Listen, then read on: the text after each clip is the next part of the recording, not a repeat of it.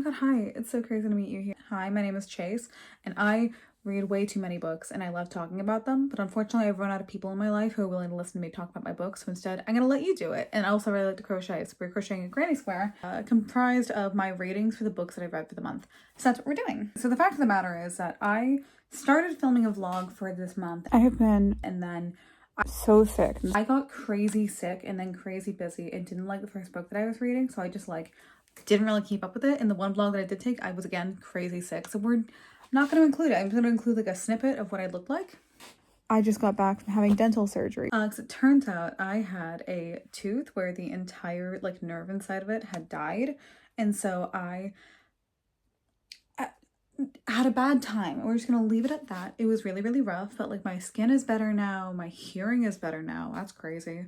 And my sinuses have cleared up. And so instead, as I make this month's granny square, because today's the 27th and I'm reasonably certain that I'm not going to finish another book the next day or so. I did not finish a surprise 12th book to edit in after I was done. By talking about the first book that I finished for this month, which was Alchemized by Sen Lin Yu. And I rated it 3 stars. Had to double check my brain. 3 stars. So it's going to be pink, and that's how we're starting off our granny square. Alchemized is a book that has a lot of like weird controversy behind it because it is a fan fiction that had the serial numbers filed off. And it was really highly recommended to me by someone who I do trust her opinion. Unfortunately, I don't read a lot of romance in the first place. And this is a romance that is a Dramini fanfiction, and at the end of the day, it's a bully romance without being with bullies. Instead, it's war crimes. Angling this down so you can see me working. It's a bully romance with war crimes, and she pitched it to me with like the final scene, which admittedly does work in my favor. But just to describe the plot to you, I'm gonna treat it as its own standalone thing, and not the adaptation that it is. In this world, we have people who are alchemists who are able to transmute other materials and including life force and bodies. We don't actually get a lot of insight into how the magic program works. Spoiler alert, it's because it's an adaptation, it's a fan fiction, so therefore you already know how it works, but we're not going to get into it. And our main character wakes up with amnesia in a like horrifying situation where she has been trapped in darkness for she does not know how long. And the fact of the matter is essentially it was like a fallout situation where she was trapped in a cryo tube, and now that she's been rescued, she found out that the rebel organization, the resistance organization rather, that she was a part of, lost the war, and remembers like seeing her best friend in the world and the leader of the organization being ended in front of her, and that's rough and hard and not easy. And she remembers that she was a healer, that she was a doctor, and that's about it. She doesn't remember a lot of details. And because of that, she is handed over to what is essentially like the chief inquisitor of the of this nation that is very thinly veiled extreme fascism. She is abused the entire time while she's like locked in a hospital in a really rough way. It never goes like crazy far, crazy graphic. So there's that. That's a plus. That's a huge plus. And once she'd been given into his custody, the goal was essentially to abuse her until she like remembered, abuse/heal her until she remembered more details about the resistance, because they were like pretty sure that she would know more details, that she would have more information than she was letting on, but she had a memory block, so no one could figure it out. After a while, it turns into a Handmaid's Tale situation, because they want to have more alchemists on hand who are able to be super powerful, and despite everything, she's one of those. She is a very powerful alchemist who is being forcibly kept with another incredibly powerful alchemist. So they are told to breed, and breed they do, and neither is happy about it. It's very Handmaid's Tale. And then we get into the second half of the book, which is entirely flashback. Like she regains her memories, and in her regaining the memories, we, the reader, go back in time and see how she actually spent her time as a healer on the front lines of a horrific war that includes, but is not limited to, zombies and raising people from the dead, which I know sounds like zombies, but I mean it more along the lines of there's a really rough, like, she lost her father by the bad guys sending a bunch of infected patients into into a doctor zone, and no one making it out of that medical tent alive, including her father. And like, that's a war crime. I know this, you know this. That's a war crime.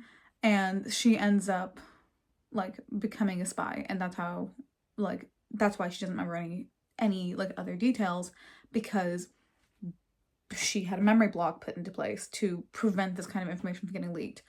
The problem with it is that there are so many moments where, because I just described it to you as if it's its own thing. There's a lot of time of our main character like slowly finding the humanity in the man who is her captor and who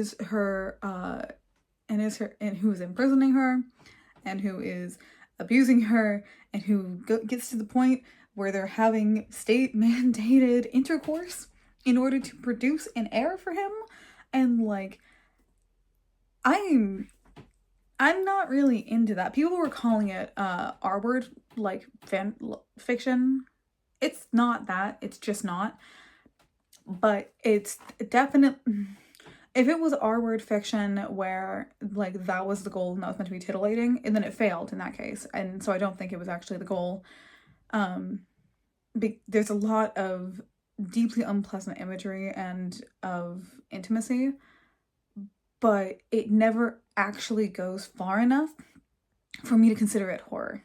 It gets close to it, but it's more of a thriller that is dancing around the edge of being a horror novel. It gets close, and I got, like, I'm so sorry, forced pregnancy, that's horror in my mind. But eventually she, for reasons, like, falls in love with her captor, and the reasons are good, and we're not going to get into why. And she wants the baby, she wants the kid, and they raise it happily. But the problem with all that is I'm not into like Stockholm Syndrome kind of romances. I know it's supposed to be a dark romance. It's not my kind of dark romance. It mostly taught me that I'm not really into that kind of thing. I didn't like it as much as I thought I would. It didn't go far enough for me to consider it a good horror. If you want good pregnancy-based horror, I'd actually recommend Grady Hendrix's Witchcraft: The Wayward Girls. That really encapsulates the horror that is being pregnant and like loss of bodily autonomy. Way better than this does. And then Rosemary's Baby, obviously, and Handmaid's Tale. There's a lot of other books that do the same themes and just kind of do it better. But it wasn't terrible. Like, there were parts that I enjoyed. There's a lot of like nuance to it that I enjoyed. And I'm trying to treat it as its own thing.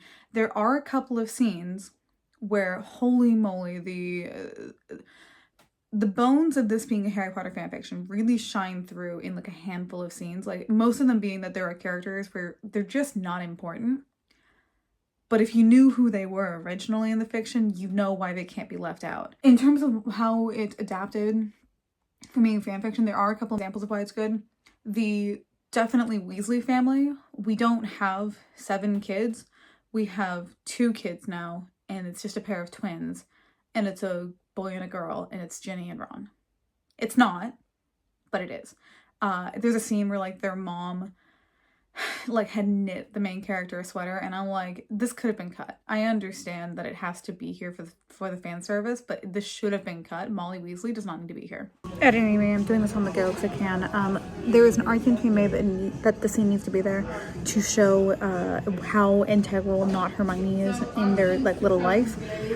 It doesn't show that, actually. There are other scenes that show it kind of better, but she mostly is proven that she's really not integral to the Weasleys' lives, and that she was able to slip out really easily. And there's a lot of scenes that are like that. Like, there's a lot of moments where it could have been edited down. But surprisingly, the third act, which is the shortest and is the most rushed, like everything else, part 1 takes place over the course of a couple months, I think up to a year, and then part 2 takes place during the war over the course of like 2 or 3 years, I want to say. the final part of it is so crazy rushed to the point where we end up having like a 10-year time jump. More than that, actually, now that I think about it. And so I wish there were, despite this being a pretty hefty book, 1040 pages or 36 hours and 14 minutes. I can imagine we're a nightmare to edit down in the first place. A lot more of it should have been cut. A lot more of it should have been cut. And if you were going to keep as much in the first half that was, I think that the horrifying aspects of it should have been played up more, and that the third act needed a lot more room to breathe. Needed so much more room to breathe. Like, how is it that we managed to kill the definitely not Voldemort in like a couple of pages after building him up for an entire book? So definitely not perfect, but one, it gets a couple of extra points because I do love my friend, and so therefore I take her love into account. And it's really not that bad in every single direction. It just needed a better edit is really what it is. So because of that, it gets 3 stars. It's middle of the road. Unlike the typical for me, I do think this one will sit with me because I just have a very nuanced opinion about it. And I know that's never going to be like ideal. I have a lot of books that I really like. This month was really good for me in terms of just reading damn good books. I ended February with this book as well. Like I was most of the way through reading it by the time that January. By the time that January ended, I was most of the way through reading it as was. And so I don't know, it was an interesting start to the month. The next book that we're getting into is Educated by Tara Westover. That is a memoir that I like. Ooh, she's a spicy one, and it's a little bit momcore, and I say that if only because like it was really popular a few years ago, and my mom read it, and so therefore I consider it momcore reading. Just because, unfortunately, me with my issue with authority, I like didn't want to read it, despite the fact that she told me it was really good. Sadly, as mothers often are, not always, but often are, it was in fact really, really good.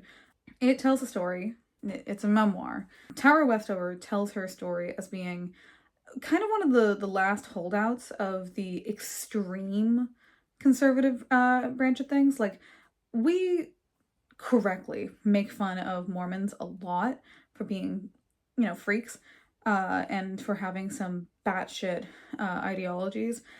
She was one of the Mormons whose family was so militant that they had, oh god, they had like 6 or 7 kids. She was one of the youngest, if not the youngest, if I remember correctly. And like, not only was she born at home, like she was born at home to the point with her siblings, not all, but some of her siblings, that she didn't even have a birth certificate, let alone did she go to public education. It tells her story of realizing the power that comes with an education, which is mostly her being a curious person as was, and seeing the future that she was like walking into, and realizing that she didn't want it. And she realized it at a very young age, and has the journals to back it up. So it tells the story of like her fighting her way through to, she didn't even get to go to high school. She like didn't even get her GED. She just barely managed to like pass her SATs. And so because of that, Brigham Young University, Mormon Central, accepted her because like that's all you need to get in there if you have like the right background. Apparently, I wouldn't know. I didn't apply. I'm not Mormon. This is not my field of expertise. I readily admit to that. And besides talking about like her education, it talks about how part of that education was realizing how crazy abusive her family was. It was realizing how her dad was schizophrenic, and how that definitely fed into the way that their family was orchestrated and the way that they worked. It was recognizing and learning how her mother was treated in a way that that the mom was okay with, but was objectively bad, and also was deeply mentally unstable. The number of accidents that this family was in that debilitated several of them for the rest of their lives mentally is crazy. The amount of times where she almost got crushed by like heavy machinery is crazy. But despite it all, like how she ended up going, like being a brilliant scholar in and of her own right, due to what feels like a deep insecurity and assumption that everyone else would think that she was stupid and that she couldn't do anything, and so therefore she needed to outperform everyone else, while at the same thing learning basic things like, girl, you gotta wash your hands after you pee. Like, you don't got a choice in the matter, which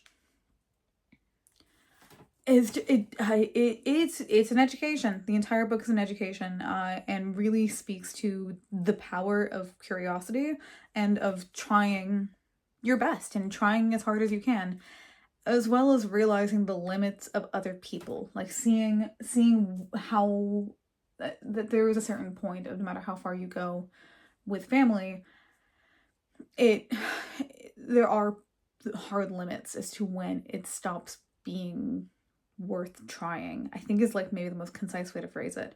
I hope she's doing well. When I finished reading this book, I was like, man, it felt like finishing reading Jeanette McCurdy's book, I'm Glad My Mom Died, except Jeanette McCurdy, it felt like had spent a lot more time going to therapy and trying to work her way through it. Tara Westover feels like she was older when she wrote it, which I think she was. I'd have to double check that.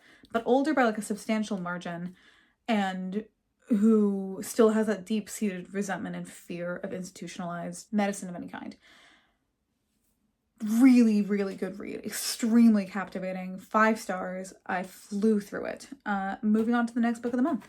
Up next is another 3-star read for me. This was Hemlock and Silver by T Kingfisher. Listen. It's not a bad book. I just didn't like it very much. It is a Snow White adaptation, but like just not the best that I've ever read. Huge pros include the fact that the protagonist is not a waifish 19-year-old. Instead, she's like 35 or 40. She's a woman who has made a career out of being this is the evil queen, by the way, technically. Not even, well, okay, we'll get to it. The main character is a poison smith, so think Mau Mau, but like older. Sorry, I've been on Apothecary Diaries binge. She is a poison smith, and like technically she's also a physician, and the king shows up and is like, "Ayo, my daughter has some kind of mysterious affliction. We have run through all the other options. You're apparently the best poison master in the world. Can you like come save my princess daughter?" And she's like, "I don't want, yeah, I guess you're the king. Like, what else am I gonna do? Be executed because I refuse to go? Like, that's the alternative."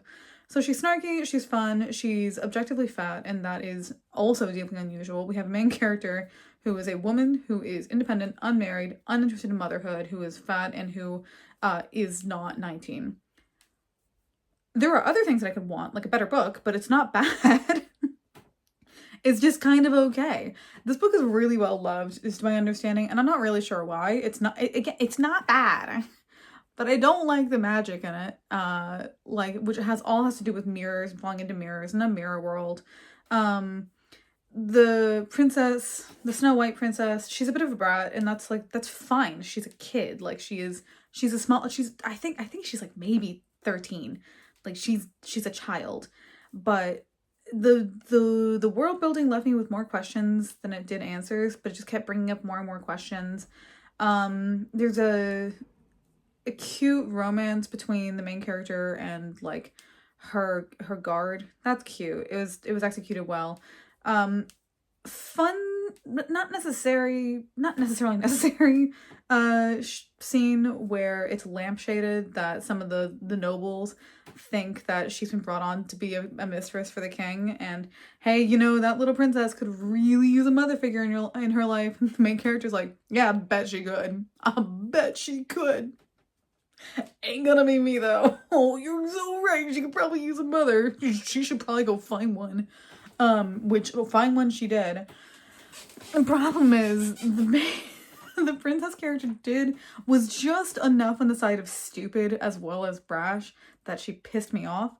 There's a lot of anachronistic language. The story isn't rooted enough in pure fantasy for me to like just dismiss it. But at the end of the day, I just didn't like crazy enjoy myself. I thought it was fine. I don't get why people love it so much.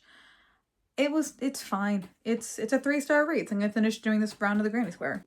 Okay, remember how I said I was like really sick for a large portion of this month? Well, congratulations. This is the part of the series where I just talk about the fact that I reread the entire Deadly Education series by Naomi Novik, and those are in order. Deadly Education, which is a 5-star read for me. I think it's really, really fun. I really enjoy the world building of it. I love the prose style. It's not for everyone. For proof of that is the fact that a friend of mine, whose opinion I do trust, DNF'd it. Doesn't like the book at all.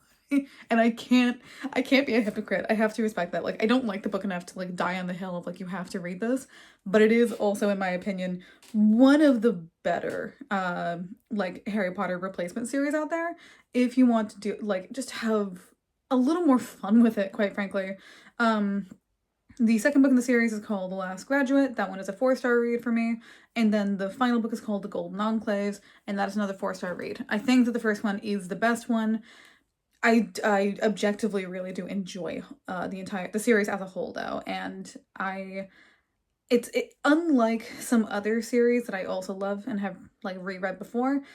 This is not one where I think I could read just one book. I would want to reread all of them at once if I were going to be rereading it again, which I may well do. I own them, so I might in the future.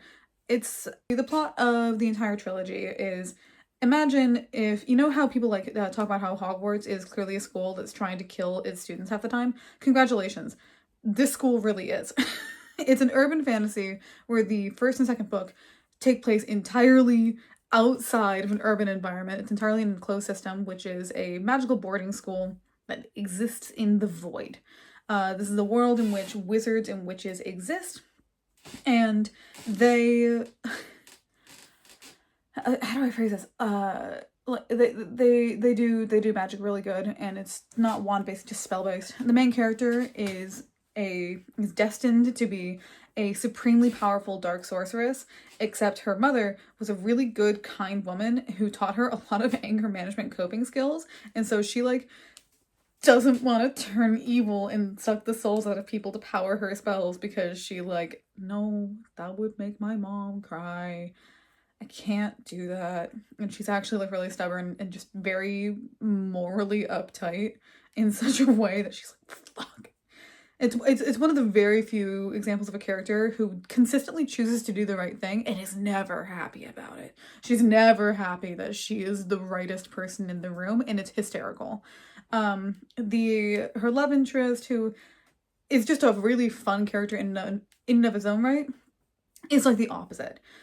He is constantly swooping around and killing monsters in order to save other students, and much to their delight and pleasure, I'll assure you. And he just couldn't care less. Like, he is a hero. He is a good guy. He has saved countless lives. But he does it because he loves killing things. He's not like psychopathic. He just has a deep, genuine, innate joy at being a hunter of monsters. He wants to be a monster hunter, and it's what he loves. And he meets our main character, and she like doesn't fall over herself to thank him for doing her the kindness of saving her life. And he's like, oh, you intrigue me. I'd like to talk to you more. And that's the series. So book 1 is them trying to essentially survive, because he's been killing so many monsters in the middle of the void. The result is that there are now too many monsters, and they're constantly dealing with attacks, and so they have to figure out a way to get rid of all the monsters so that people can be safe this year and the next one. Secondary book, they succeed at doing that. Secondary book is gearing up for to graduate, to leave the deadly education school, and in realizing this, it's coming to the conclusion of, this school no longer works. This was meant to be a place to shield the wizard children so that they were less likely to get killed by monsters out in the world, but because of the inherent injustices of the world... Hi, editor me here. I actually did not go into enough depth about this. A lot of the interactions that exist within this book deal with the inherent injustices of the world. Our main character is half Indian, half white, and is treated differently because she is not white. This is a consistent thing. There's a talk about wealth and wealth disparity and how the global south is treated differently than the global north.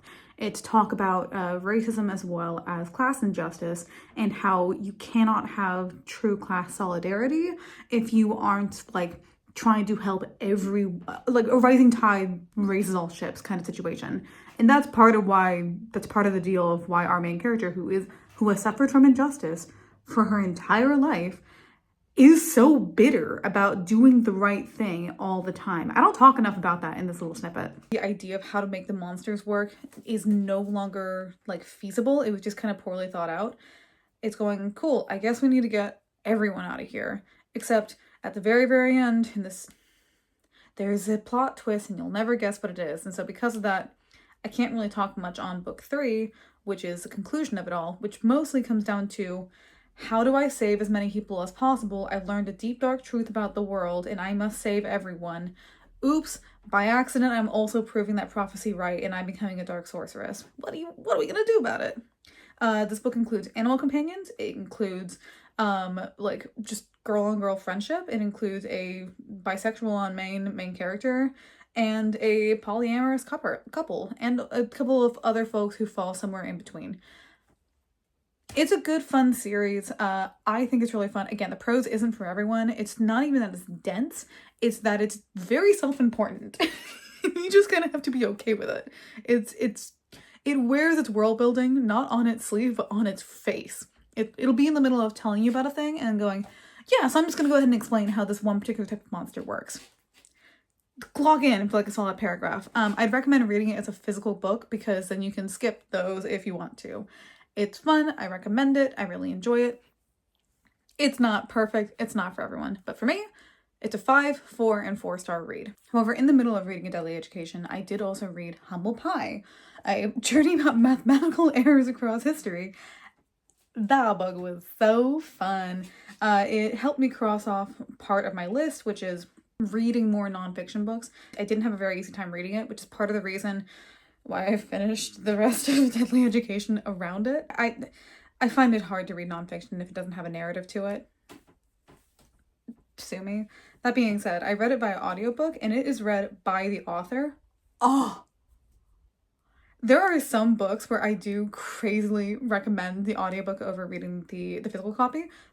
This is one of them, it turns out, because there are just so many moments where, like, it's a book about math, and if it was someone other than the author, you would have a Brandon Sanderson situation where the narrator is reading every single line, even if it's a page that is just full of numbers. Because this is the author, when we got to that part where there is a page just full of numbers, he goes, all right, cool, I'm going to list off, like 3 of these and the rest of this page is just full of numbers. If you want to see it, go pick up the physical copy, but this is what it's going to be. And it's just to illustrate just how big like this thing is. Moving on, and he does it with such humor because it turns out he's also a speaker. He's done a lot of time on doing TED Talks, and they're like, I think my favorite part that I actually recorded, so if I am a good girl, I will drop that in here. Has not put enough precautions in place. It's a way to hack and steal someone else's data, but it relies on the database running the code you've managed to sneak in. It may seem ridiculous that a database would process incoming malicious code, but without the ability to run code, a modern database would lose its functionality. It's a balancing act to keep a database secure, but able to support advanced features which require running code. Just to be completely clear, in my book, I have put real code as the example. Do not find it and type it into a database. It will mess things up. The very code I have was used in 2008 to attack the UK government and the United Nations, except some of it had been converted into hexadecimal values to slip by security systems looking for incoming code. If I did record it. And I just respect that for like so many reasons. I think my favorite math thing that I learned was why the Pac-Man screen does that thing when he gets level 252. You should go read the book to find out. But the long and the short of it, and this is someone who I'm not a math person. I'm not even a computers person, not really. He explains that essentially when you go into a level of Pac-Man, because there's not actually like that many levels to repeat, when you go into a level of Pac-Man, there is a little digital counter that looks at what level you are on, and I think it like adds 1 or adds 3 or like whatever, but basically it cycles through the list of options for what kind of fruit are able to spawn, because fruit are things that spawn in Pac-Man, if you've ever played. And so to do so, it has to read the level. However, because of the nature of how computers work, there is actually a finite amount of like digits that the level can be, and that level is like 258 or whatever it actually is. I don't know off the top of my head what it actually is.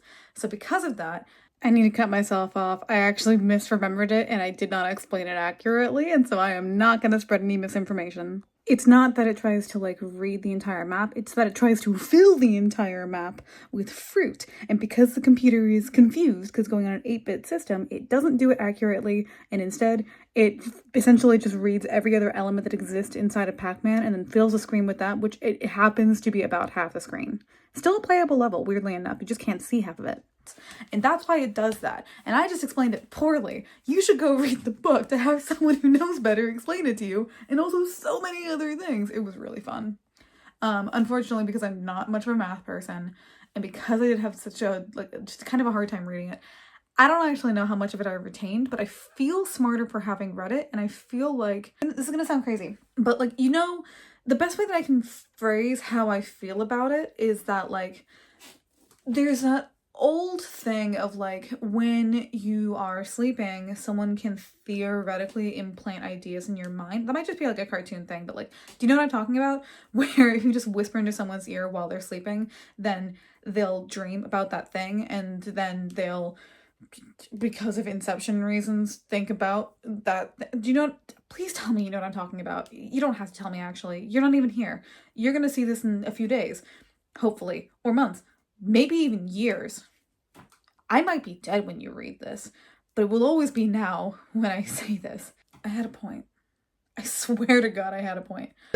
In feeling like I got inceptioned by this book is that there are moments in my life where like I keep looking at computers and thinking about like how like the finite amount of time that exists in a digital sphere.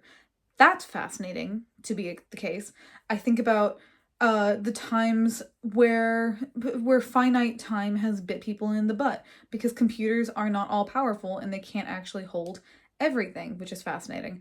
I think whenever I see a suspended bridge going over my head, I think about the stories in that book about a bridge that collapsed by the simple error of not having the right size bolts. That might have been a plane. That doesn't crazy matter, but the point is like, it's a book about human fallacy, and as someone who loves human fallacy, I found it deeply intriguing, and there's a lot of like facts in it that I think have lodged in my brain, and I'm gonna be weird and annoying about it for probably the rest of my life, hopefully the rest of my life. I've been doing a lot of dementia exercises, so probably the rest of my life. And if not, well, again, I'll still be here. This video is permanent until the servers of YouTube go down. Oh God, I hope that wasn't prescient. If it ever is, play this at my funeral. Oh, 4-star read, by the way. I'm still on the yellow. Next, I read what may be my favorite read of February. I read There Is No Antimemetics Division by Quantum. This book made me feel like I was having a mental breakdown. And I mean that in a good way. So I heard about this book from the same like series of kind of people who recommended me There Is the Library of Mount Char. I need more books like these. They make me so happy. Oh, they're so challenging. Okay, so There Is No Antimemetics Division is SCP it's SCP fanfiction. It's very obviously SCP Foundation fanfiction, and that's not a bad thing. Ironically, it's like I've seen a couple of reviews of people who were like, I had too much of a phase in this to be able to engage with this book in such a way that it wants me to. Like people who just, they couldn't get past the SCP of it all. I think that's valid, but if you can, fuck it, I'm gonna explain it like a little bit. So the SCP Foundation is an ongoing internet collective work of fiction where there is a bunch of different entries in the SCP Foundation. I think it's like a Wikipedia type thing of entities, for lack of a better way of phrasing it, monsters, things that go bump in the night. And the SCP Foundation, I don't remember what that stands for, do not ask me, are the people who go out and either capture them study them, document them, or just keep them contained. That's way more common. It's just contain them as best as you can. And they range pretty heavily from like, this is a mountain that will eat you and end the world unless we play it a special little song on the flute and keep it asleep for the rest of your life. I don't know if that's one of them. I just came up with that off the dome. It probably is, and if it's not, it is now, because that's how the SCP Foundation works. I call it number 333745 for reasons. That's how the SCP Foundation works. There's a lot of YouTube videos out there about it. Wendy Goon, I think, did like one really huge like tier, if not a tier list, at least a pyramid about it. So when you read there is no antimemetics division, let it go. Let it go pretty quickly, because this is a government agency that keeps track of and keeps contained monsters. And they call them like Epsilon class and like Beta class and things like that. And that's extremely SCP Foundation. It just is. Despite that, I actually found that if I had not listened to the Magnus Archives twice, like I have, I think I would have actually not been able to finish this book. Again, I read it via audiobook. Oh my god, I recommend it so highly as an audiobook, because it starts off with a warning where it goes, hey, just so you know, parts of this book are going to be labeled as redacted. Here's what it sounds like when the text is redacted. And it's not just going like, instead, it's garbling the words in such a way that like I don't have the technical skills as an audio engineer to be able to replicate. I just have to recommend it really highly to you. But the problem with it is it's so well done. Like the only other realm that I think has like nailed it as well as this was the Magnus Archives, in terms of making you feel like you were kind of losing it while you were listening to it. And there's a couple of moments where like they're using that to heighten the tension. Like there is a recounting of a file of one of the various creatures that they have contained, where it says point blank that the longer that it exists, the more of the file that is being written about it will be deleted. And that is not by the choice of the agency. Instead, it is just the nature of the thing to eat information about itself. All of the creatures that are in question here are antimemetic, aka anti-thought, anti-memory specifically. According to the SCP Foundation wiki, it has to do with something that is inherently self-censoring, and therefore to be able to withstand it, you need to take mnestics, Google it, because it's not a real word, and when you Google what does antimemetic mean, you will just get articles about what an antiemetic is, and if you have issues with throwing up, don't look it up. There is a lot of doublethink and a lot of playing with the reader in terms of how much do you know versus how much do the characters know. Oh, I made a mistake. I forgot that the rule for this is that when a man wrote the book, it has to be in single crochet. And I made a mistake, and I haven't done that for the one man that I read this month so far. Hi, if you're new here, the reason why I had to redo that and like rip back a couple of rows is because the rule is if a woman wrote the book, then it's done in double crochet, like standard normal double crochet for a granny square. If a man wrote it, it's single crochet. And unfortunately, Humble Pie was written by a man, and so was There Is No Antimemetics Division, which is a shame, because it means that two of my favorite books that I've read this year, The Library at Mount Char and There Is No Antimemetics Division, are both written by men. Okay, genius that I am, I just ripped out like, you know, 3 like layers of stitches to fix my mistake, make sure that the row was in single crochet, and then I just started this and was about to make the same mistake again. Genius that I am. Where the fuck was I? Good book. Okay, get that out of the way. Good fucking book. The plot of it all is like, God, it's hard to say. It's almost like anthology. It feels like you're reading a dream, which makes sense because the book is all about memory and like the failures to in memory monsters and eating memories and what does it mean to know anything, and it's great. I think it has a lot less. No, I'm gonna take back what I was about to say. So I'm not gonna let it move through my lips. So ostensibly, the plot is that we are watching the the leader of the antimemetics division, go through her day-to-day life in this never-ending war against some giant, like, world-destroying entity that has absolutely taken out several antimemetics divisions before this one.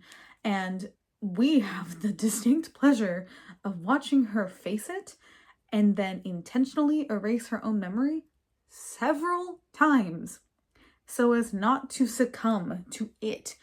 Some of the moments it makes me feel like I'm going insane while trying to read it, and then trying to like recount it is really hard to do. As someone who's read Adrian Tchaikovsky's Children of Time, it does hurt my feelings that they made the eldritch monstrosity that it wants to destroy the world a vaguely spider-like creature. That's just rude. It's not necessary. One of the funniest chapters, because it is often very, very funny, is it seems like an excerpt where I think we're like 2/3 of the way through the book, and the director like goes to, we get a brief about one of the creatures who's in containment, and it's a giant rock called like Gua, and I'm like, I hear that and I think Gua Sha, because I got that jawline. Don't look that hard at it. How it is a sentient rock.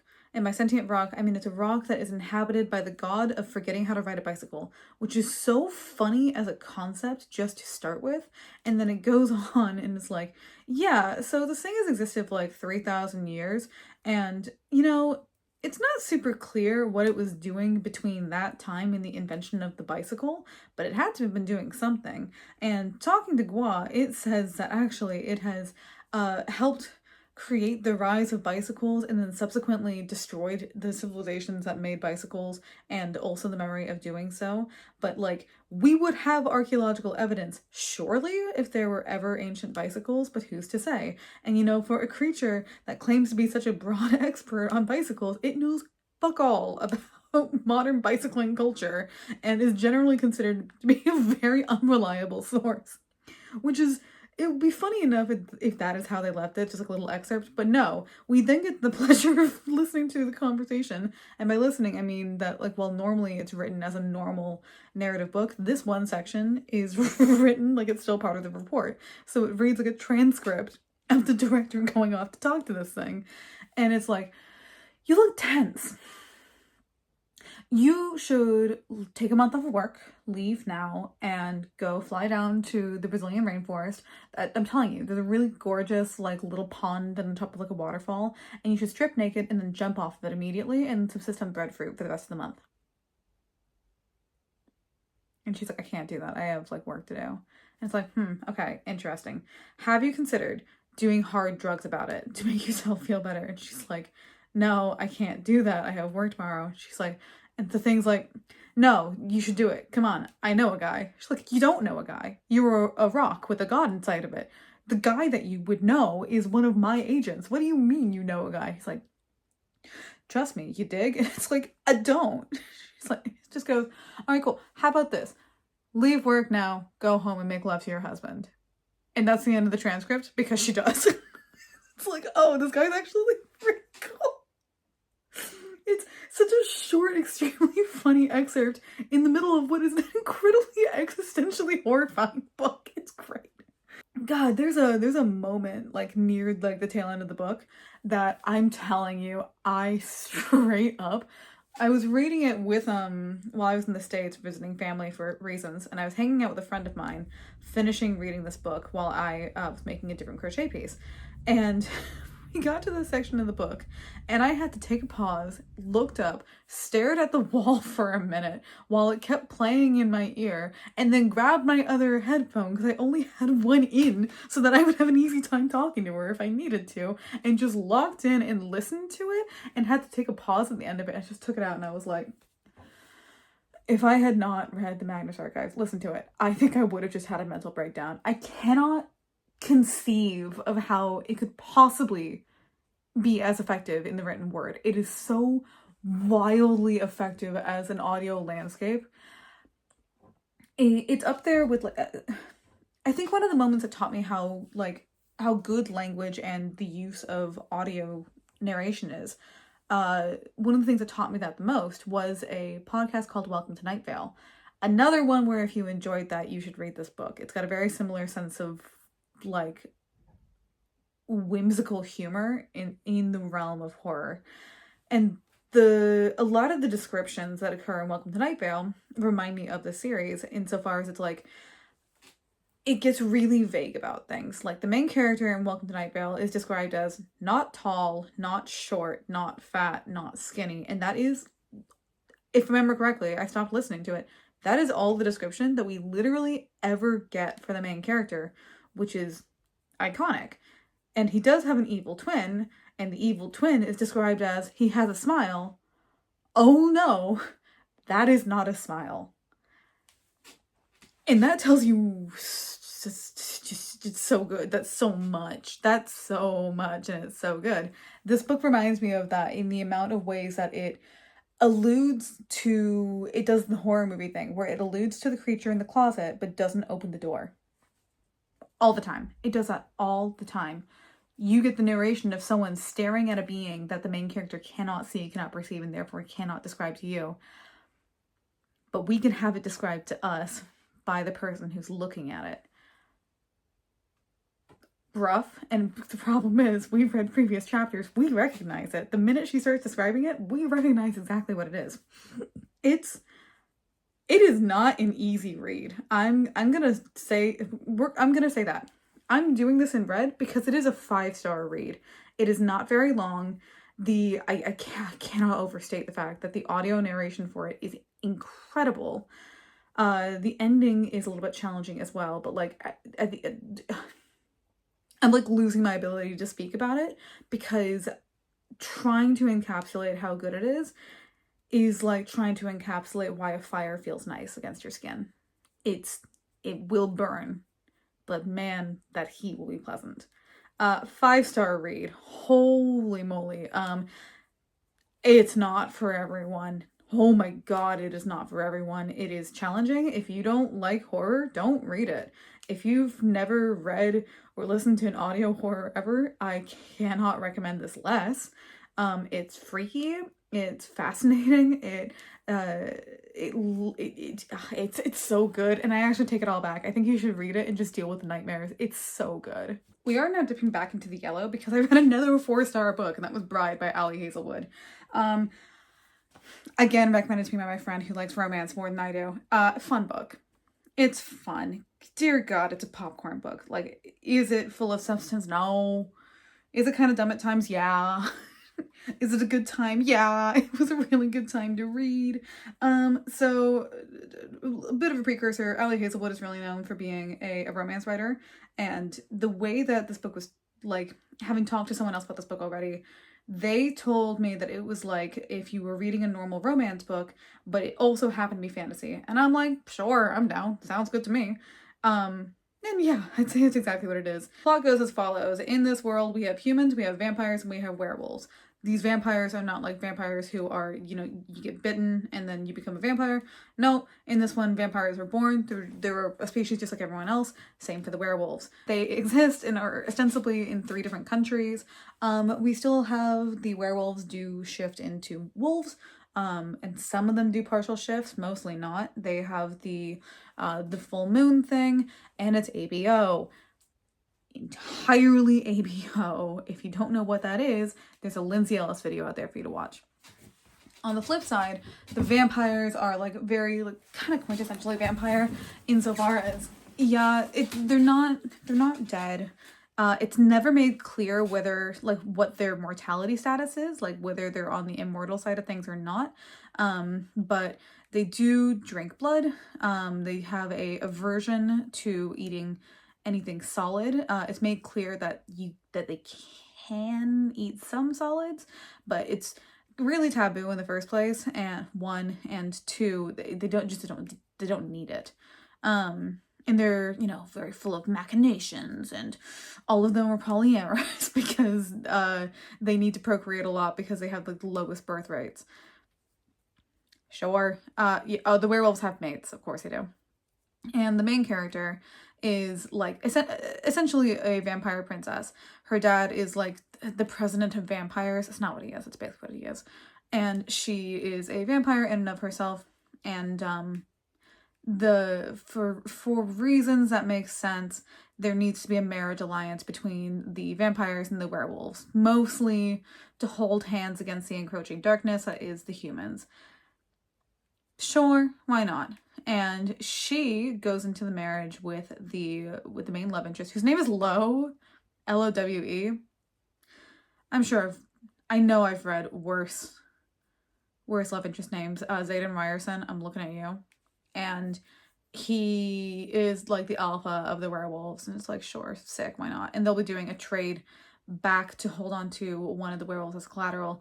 Are they having a double werewolf vampire marriage? No, then we wouldn't have a book the way that we do. Instead, the werewolf that's going to vampire territory is just like collateral. She seems like she's a fun person. I wish we saw more of her.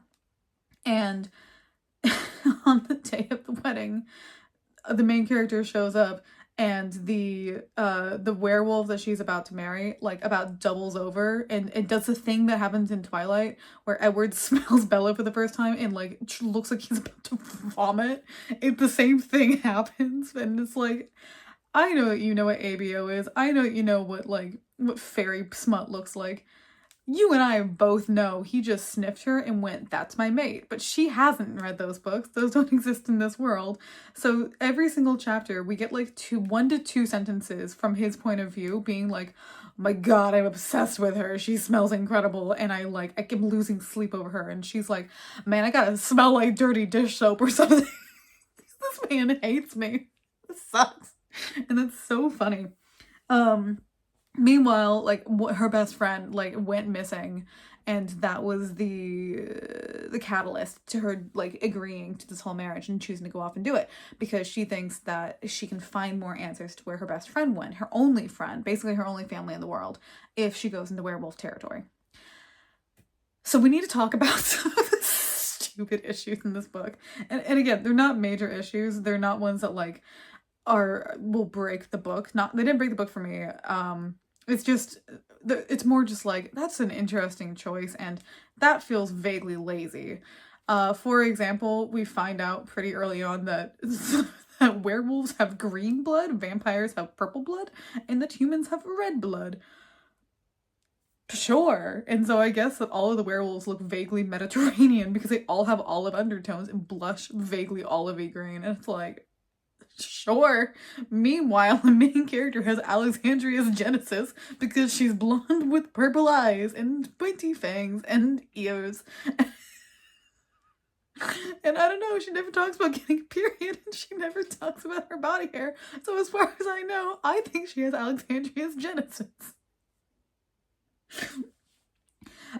She mentions, it's all in first person point of view as well. So there's a bit where the main character mentions offhandedly, in the most stupid lore drop way, of oh, my hands are usually so cold and clammy, but thankfully I fed recently, and so because of that they're warm and not my usual basal temperature of 94.4. And it's like, was that necessary?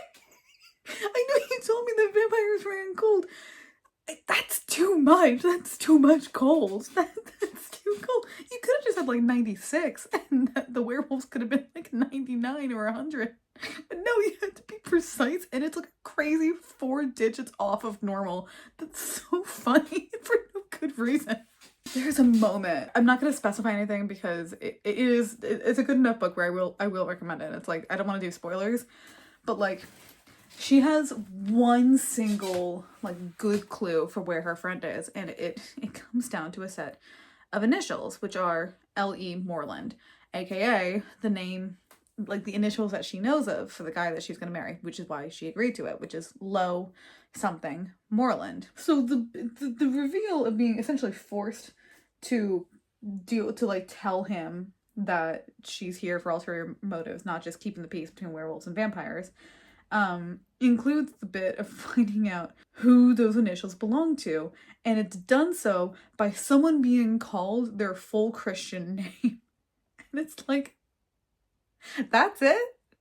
That's how we're gonna do that reveal? You're not gonna look at even to look at a high school yearbook to find someone's name. That would be less lazy. And instead it's just someone stating someone's full government name when we haven't heard it before. And they're going, oh, that's the same. It's the same as the one clue that I have. And it's like, okay. I can tell you churn out at least a book a year at this point. Like, that could have been done better. Again, it doesn't break the bank, but it's objectively lazy writing. Not stupid writing, not incompetent writing, not even like truly bad, just lazy. Oh, I do think that the funniest part of the book somehow was the fact, because again, we know werewolf romance tropes. We know he can smell her fucking everywhere. So there is a bit where she thinks she's being so sneaky. She finds out that he's out of town, and so she like sneaks into the guy's bedroom to like poke around and try and find clues. And I got like one step into that scene and I was like, oh, he gonna sniff her everywhere. He gonna sniff her everywhere. We're gonna have to deal with that. And I was right, because of course I was right. So the book is trope heavy. It's romance heavy. It's got some smut to it. It's mostly just delightful. It's good fun. I did add, it has a sequel, and I did add it to my to my request list from the local library. So I look forward to telling you all about that next month. It's a 4-star read. Okay, so I might have actually lied. I don't know for sure if There Is No Antimemetics Division is my highest recommend for this month, because I also finished reading Blood Over Brighthaven. Another 5-star read, if you can't tell. I'm sure you can't. Why would you be able to? Anyway, so Blood Over Brighthaven is one of those books that, like, I read the blurb for it and I was like, that sounds fine. That sounds like low-key kind of typical. Nothing I haven't read before. It's the story, because the way that it's phrased, especially in the blurb, summary technically, is Siona Frenan is the first woman to make it into the exalted ranks that are only men that have ever been in it before, of this esteemed fantasy land, to be a mage of highest order. And the problem is she's a woman, so she faces sexism, and like to the point where like, oh, they don't even give her a real assistant. Instead, she is handed a janitor to be her assistant. And turns out the two of them have more in common than they thought, and together they will bring justice to the world. And it's like, okay, I mean, that sounds good, but it's like, it doesn't sound crazy revolutionary. I know that sounds kind of callous, but I do unfortunately mean it. And the problem with that is that I then saw it recommended several times, and a lot of people that I really respect their opinions, like, just could not stop raving about it, and were like, no, it's so much more than the sum of its parts. And unfortunately, they were all 100% correct, because yes, that is the case, but like, it is a book that is using a fantasy world to talk about the violence that is done unto other people into service those who are already in power, and how one goes about justifying true war crimes in order to keep a people comfortable and to keep them safe. Fun. Not easy. It gets a little preachy on occasion, but I think it's unfortunately quite necessary for it to get as preachy as it does, to talk about like the various like levels of injustice, because the also female rage of the book. Why did I not talk about the fact that it's female rage the book? Downtrodden race. It's they include people who, you know, farm the small amount of fields that are available.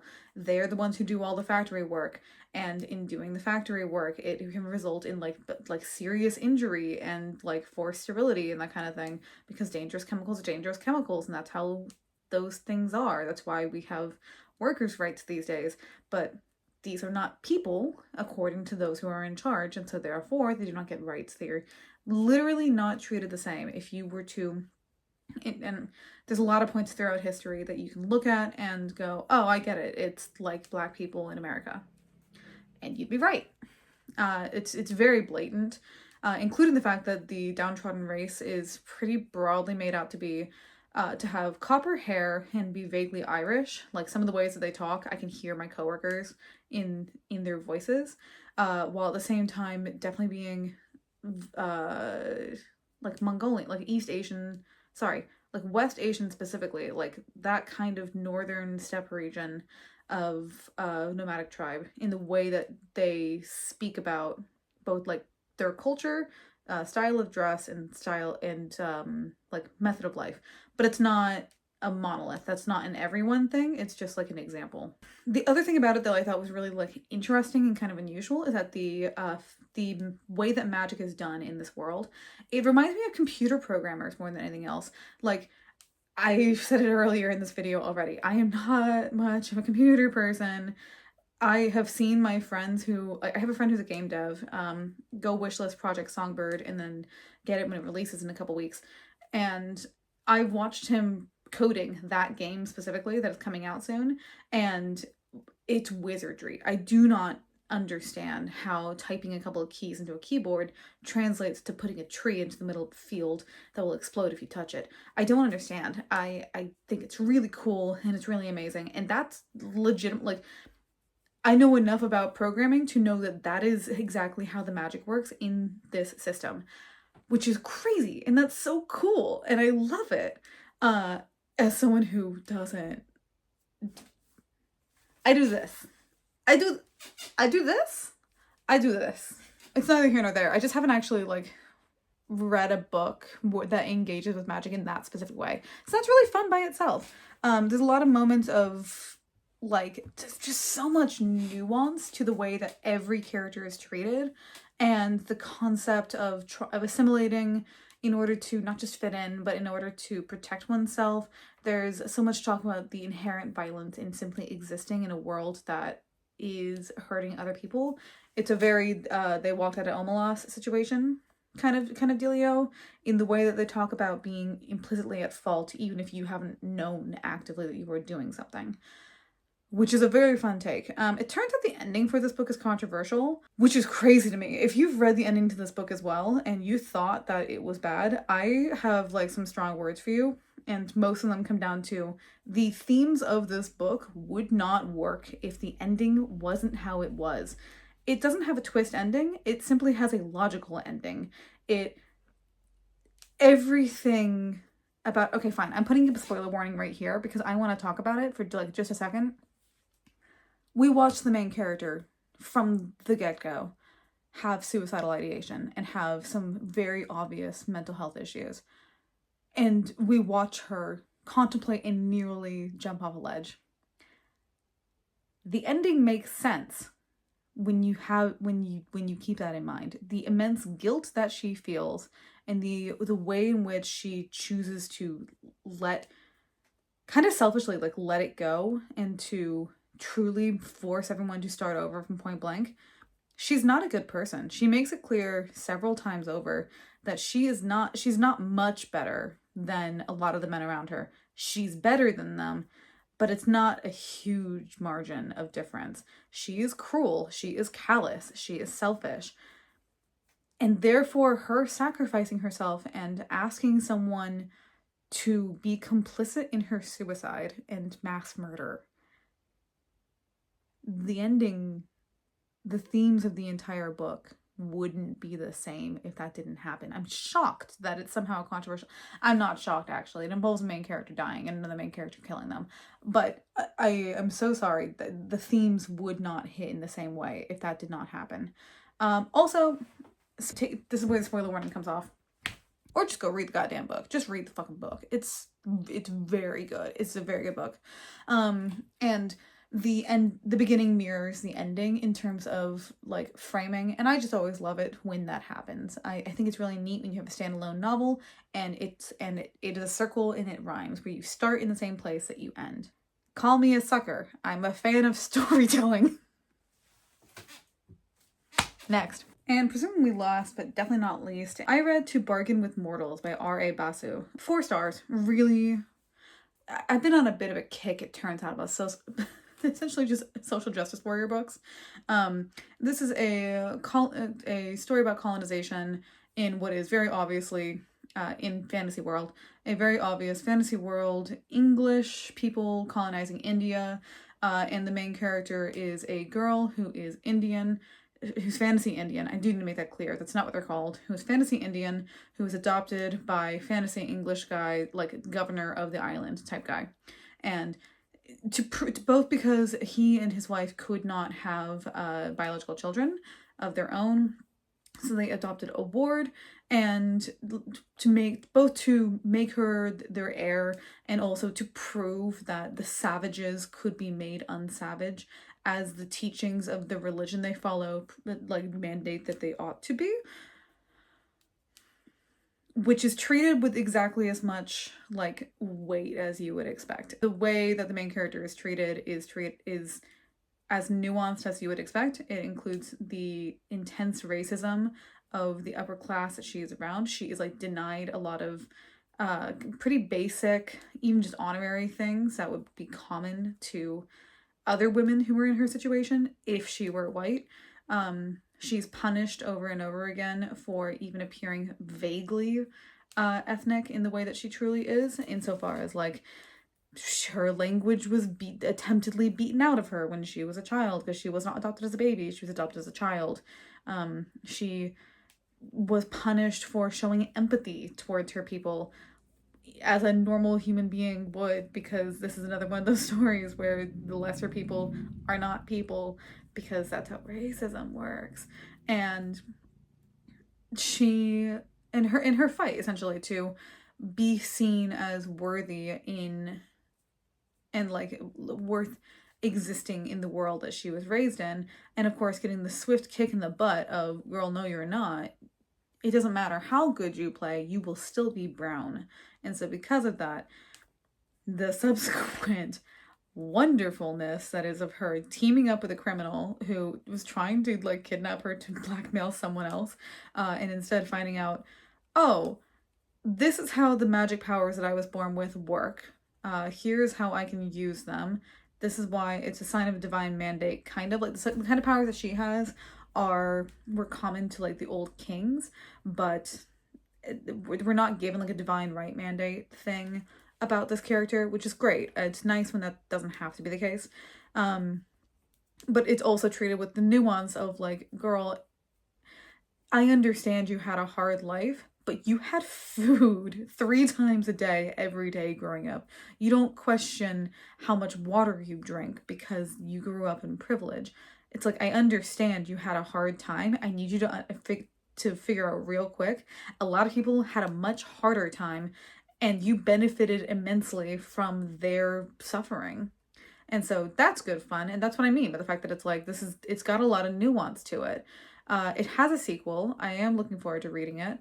I think I'll read it anyway. I don't know for sure that I want to, because I felt like, even though not all the endings in this book were tied up by the end, I did quite enjoy where it tied up. It feels like one of those books where if I were to read the sequel for it, I would be kind of disappointed, because I don't think it would live. I worry it wouldn't live up to it. I've read enough books of a similar genre where book 2 just kind of falls flat, because it's not as fresh. It's not trying to say as much as the first book. I'd like to think that's not the case, and that we're gonna have a good book 2. But I'm being honest. It's a genuine worry. If I can get a copy of it, then I will happily read it. But I don't know that I'll go out of my way to find it.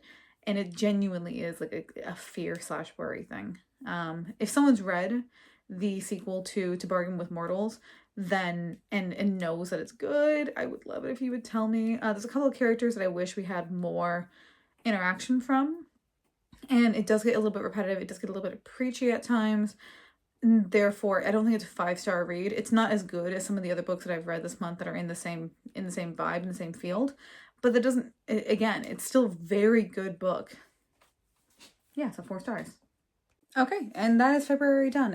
I read 11 books this month, which, to be 100% fair, I feel like it's closer to 10.5, because one of those books was the very long Alchemized, which I read most of in January. But that's how dates work, and that's how time works. So unfortunately, it's 11 books for February, despite there being 3 less days. And it is largely that book's fault, because it took so long for me to read. 0 DNFs. An average of over 400 pages for each of the books, and over a star rating of 4.18 as an average. The books I read this month were so crazy. Look at this Granny Square. That is mostly 4-star reads with a large amount of 5-star reads and then 2 3-star reads. It's been a great month for reading. Just for comparison, this is January. Pretty damn good. Very, very 5-star heavy. This has been really fun. That was actually really fun to sit here and just do the recap while I was making that Granny Square. Maybe I should try doing that next time. No, I'll do mini vlogs. Fuck it, why not? Who's stopping me? You? In this economy? Let's be real. Thank you for being with me today. Feel free to like, share, and subscribe. And if you notice the fact that I somehow got burned and got a very mild tan during my time... Jesus Christ, what am I, a light bright? If you noticed that while I was filming, no you didn't. No you didn't. I forgot that the sun exists in America and I went for a walk in the sunlight with my family. Sue me. I did everything I could to make this even out and it's pissing me off that you can tell a difference in my skin tone. I don't go outside. I'm very pale. I burn very easily and it's really annoying when there's that kind of difference. But if you noticed, comment a sunshine emoji or something. I will see you guys in the next one. Let me know if you choose to read any of the books that I recommend. Anyway, kisses. Bye!